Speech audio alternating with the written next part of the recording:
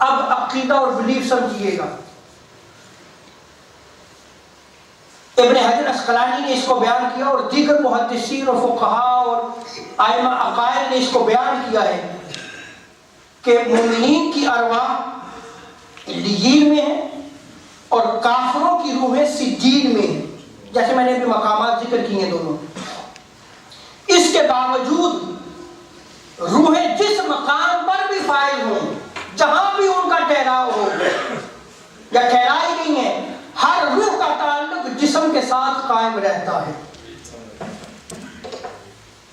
اور وہ دنیاوی تعلق سے مختلف ہوتا ہے، اس کو دنیاوی تعلق کے ساتھ کمپیئر نہیں کیا جا سکتا، لیکن اس کا تعلق وہ قائم رہتا ہے. اگر وہ جنت میں ہے تو تب بھی اس کا جسم جو ہے وہ زمین پہ قبر میں موجود ہوتا ہے، لیکن اس کا تعلق جو ہے وہ قائم رہتا ہے. اسی لیے جب ہم قبرستان جاتے ہیں، ہم سلام کرتے ہیں تو وہ سلام کا جواب دیتے ہیں، وہ ارواح جواب دیتی ہیں. تو روح جہاں بھی فائز ہو، جس مقام پر ٹھہرائی گئی ہو، جو اس کا ٹھکانہ ہو، قبر میں اس کا جسم گل سڑ جائے، ختم ہو جائے،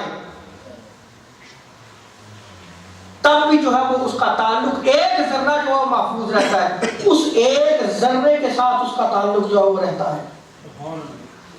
جل کے راکھ ہو جائے، اس کی قبر نہ بنے، لیکن کہیں نہ کہیں اس کے جسم کا ایک ذرہ ہمیشہ محفوظ رہے گا، وہی اس کی قبر بن جائے گی، اور اس کا تعلق اس روح کا جو ہے وہ اس جسم کے ذرے کے ساتھ رہے گا.